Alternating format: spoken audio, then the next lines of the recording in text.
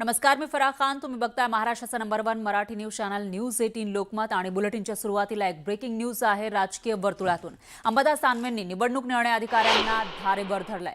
प्रभाग क्रमांक 12 मधील उमेदवाराला चिन्ह बदलून दिल्याचा आरोप करण्यात आला आहे. अंबादास दानवे यांनी निवडणूक अधिकाऱ्याला धारेवर धरलेला आहे.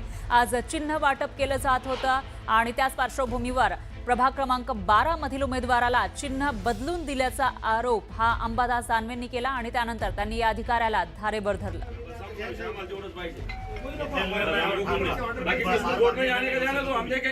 तुम काय करू उसमें इंटरफेयर कर रहे? कोर्टाचा आदेश आहे ना. कुठे कोर्टाचा आदेश हा? वकिलाचं पत्र आहे. हे काय सांगता तुम्ही मला? तुमच्या वकिलाचं पत्र आहे. सुहास उरगुंडे हा तुमचा वकील आहे. माझा पण वकील आहे. मग माझ्या वकिलाशी बोला. माझी ऑर्डर मागवतो ना आपल्या वकिलाला ते बोलणं कोण यांचं बोलतो ना आपण पण त्या ऑर्डर मध्ये म्हटलं मशाल अलर्ट केली आणि आता हे मशाल देत नाही आहे. काल कोर्टाची ऑर्डर आहे. मी सगळ्या लीगल ऑफिसरशी बोललो, निवडणूक आयोगाशी बोललो, म्युन्सिपल कमिशनरशी बोललो.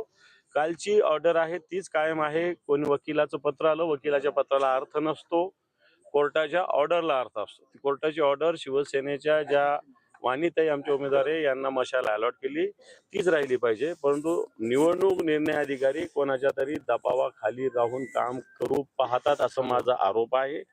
जर यांनी असा चुकीचा कोर्टाच्या निर्णयाच्या विरोधात जर निर्णय घेतला तर या निवडणूक निर्णय अधिकाऱ्याच्या अधिकारावर उद्या शिवसेना मोर्चा आणेल. आता तुम्हाला त्यांनी काय सांगितलं? चिन्ह देणार की नाही मला काहीच बोललेलं नाही. ते खरं तर निर्णय घ्यायला पाहिजे होते दुपारी 12-12:30 सगळ्या ठिकाणी चिन्ह अलॉट झालं. कोणाचं कोणत्या क्रमांकावर ते अलॉट झालं परंतु या झोनचं अजून झालेलं नाही. चर्चा केलेली आहे. आपले प्रतिनिधी अविनाश कांडजे हे आपल्या सोबत जोडले गेले आहेत. अविनाश, काय सांगाल, नेमकं काय घडतंय आणि दानवेंचा आरोप काय आहे? फरक नक्कीच आपण जर बघितलं तर छत्रपती संभाजीनगरच्या प्रभाग क्रमांक 4 मधील हा सगळा गोंधळ आहे. ठाकरे गटाचे जे उमेदवार आहेत महिला, त्या महिलेने ज्या दिवशी अर्ज दाखल केला आणि अर्जाची छाननी झाली त्या दिवशी त्यावर चिन्ह नव्हतं. त्यामुळे त्यांनी आक्षेप घेतला की आम्हाला चिन्ह का नाही. त्यावेळेस निर्णय निवडणूक अधिकारी जे छत्रपती संभाजीनगरचे त्यांनी असं सांगितलं की आम्ही तुम्हाला अपक्ष उमेदवार म्हणून देतो आहोत.